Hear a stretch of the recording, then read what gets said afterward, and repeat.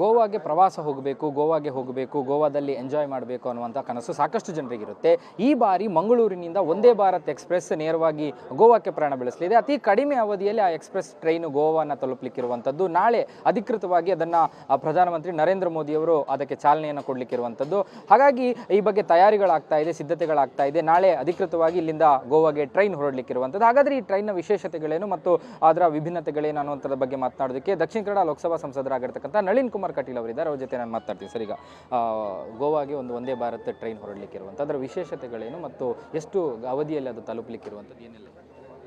ನೋಡಿ, ವಿಶೇಷವಾಗಿ ನಮ್ಮ ಬೇಡಿಕೆಯಿಂದ ಮನ್ನಣೆ ಕೊಟ್ಟು ರೈಲ್ವೆ ಸಚಿವರು ಮತ್ತು ಪ್ರಧಾನಮಂತ್ರಿಗಳು ಮಂಗಳೂರಿಗೆ ಇವತ್ತು ವಂದೇ ಭಾರತ್ನ ಬಿಡುಗಡೆ ಮಾಡಿದ್ದಾರೆ. ನಾಳೆ ದಿನ 11 ಗಂಟೆಗೆ ಸರಿಯಾಗಿ ಪ್ರಧಾನಮಂತ್ರಿಗಳು ಫಲಕ ತೋರಿಸುವುದರ ಮುಖಾಂತರ ಉದ್ಘಾಟನೆಯನ್ನು ಮಾಡ್ತಾರೆ. ಇಲ್ಲಿಂದ ಗೋವಾಕ್ಕೆ ಸುಮಾರು ಬೇರೆಲ್ಲ ಟ್ರೈನ್ಗಳು 6 ಗಂಟೆ 7 ಗಂಟೆ ಸಮಯವನ್ನು ತೊಗೊಂಡ್ರೆ ಇದು 4.5 ಗಂಟೆಯಲ್ಲಿ ರೀಚ್ ಆಗುತ್ತೆ. ಒಂದು ಸಮಯವನ್ನು ಉಳಿತಾಯ ಆಗುತ್ತೆ. ಎರಡನೇದು, ಅತ್ಯಾಧುನಿಕವಾಗಿರ್ತಕ್ಕಂಥ ಎಲ್ಲ ಸೌಕರ್ಯಗಳನ್ನು ಇದರೊಳಗೆ ಜೋಡಿಸಲಾಗಿದೆ. ಇವತ್ತು ದೇಶದಲ್ಲಿ ಸ್ವದೇಶಿಯಾಗಿರ್ತಕ್ಕಂಥ ವಂದೇ ಭಾರತ್ನ ಬಗ್ಗೆ ಆಕರ್ಷಣೆಗಳು ಜಾಸ್ತಿ ಇದ್ದಾವೆ. ಒಂದು ಎಲ್ಲ ಸೌಕರ್ಯಗಳಿರ್ತಕ್ಕಂಥ ಒಂದು ರೈಲು ಇವತ್ತು ಮಂಗಳೂರು. ಯಾಕೆಂದರೆ ಗೋವಾ ನಮಗೆ ಬಹಳ ಹತ್ತಿರ, ಅದೊಂದು ಟೂರಿಸ್ಟ್ ಪ್ಲೇಸ್ ಆಗಿರೋದರಿಂದ ಈ ಭಾಗದಿಂದ ಬಹಳಷ್ಟು ಜನ ಗೋವಾಕ್ಕೆ ಹೋಗ್ತಾರೆ. ವ್ಯಾಪಾರ ಕೇಂದ್ರವೂ ಆಗಿರೋದ್ರಿಂದ ಬಹಳಷ್ಟು ಜನ ಮಂಗಳೂರು, 2 ಪೋರ್ಟ್ಗಳಿರ್ತಕ್ಕಂಥ ಜಾಗ, ಭಾಳಷ್ಟು ಜನ ಹೋಗ್ತಾರೆ. ಅವರೆಲ್ಲರಿಗೂ ಇದು ನೆರವಿಗೆ ಬರುತ್ತೆ. ಒಂದು ಅವರಿಗೆ ಸಮಯದ ಉಳಿತಾಯ ಆಗುತ್ತೆ, ಇನ್ನೊಂದೆಲ್ಲ ಸೌಕರ್ಯಗಳು ಸಿಗುತ್ತೆ.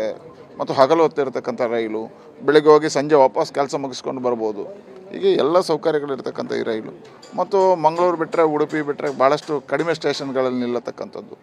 ಹಾಗಾಗಿ ಬಹಳಷ್ಟು ಅನುಕೂಲ ಮಂಗಳೂರಿಗೆ ಆಗುತ್ತೆ. ಟಿಕೆಟ್ ದರಗಳ ಬಗ್ಗೆ, ಹಿಂದಿನ ಟಿಕೆಟ್ ದರ ಮತ್ತು ಈಗ ವಂದೇ ಭಾರತ್ ಎಕ್ಸ್ಪ್ರೆಸ್ ಟಿಕೆಟ್. ವಂದೇ ಭಾರತಲ್ಲಿ ಎಲ್ಲ ಸೌಕರ್ಯಗಳು ಇರೋದರಿಂದ, ಸಮಯ ಎಲ್ಲ ಉಳಿತಾಯ ಆಗೋದ್ರಿಂದ ಒಂದು ಸ್ವಲ್ಪ ರೇಟ್ ಜಾಸ್ತಿ ಇರ್ಬೋದು.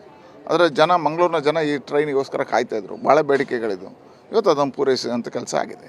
ಇನ್ನೊಂದು ಕಡೆಯಲ್ಲಿ ಮಂಗಳೂರು 2 ಪ್ಲಾಟ್ಫಾರ್ಮ್ಗಳ ಉದ್ಘಾಟನೆ ಕೂಡ ಆಗ್ತಾ ಇದೆ. ಅದರ ಬಗ್ಗೆ ಪ್ಲಾಟ್ಫಾರ್ಮ್ ಉದ್ಘಾಟನೆ ಈಗಾಗಲೇ ಮಂಗಳೂರಿನಲ್ಲಿ 2 ಪ್ಲಾಟ್ಫಾರ್ಮ್ಗಳು ಸುಮಾರು 35 ವರ್ಷದ ನಂತರ ಕಾಮಗಾರಿಗಳಾಗಿದ್ದಾವೆ. ಆ 2 ಪ್ಲಾಟ್ಫಾರ್ಮ್ಗಳ ಕಾಮಗಾರಿಗಳನ್ನು ಶೀಘ್ರದಲ್ಲೇ ಉದ್ಘಾಟನೆ ಮಾಡ್ತೀವಿ.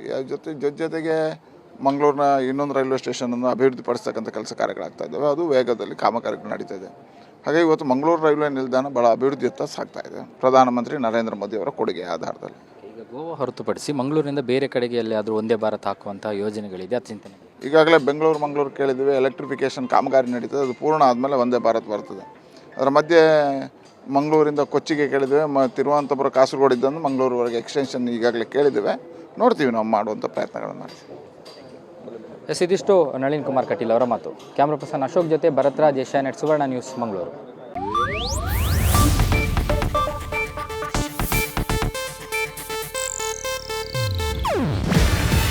ಇದು ಏಷ್ಯಾನೆಟ್ ನ್ಯೂಸ್ ನೆಟ್ವರ್ಕ್ ಪ್ರಸ್ತುತಿ. ನೀವು ನೋಡ್ತಿದ್ದೀರಾ ಏಷ್ಯಾನೆಟ್ ಸುವರ್ಣ ನ್ಯೂಸ್.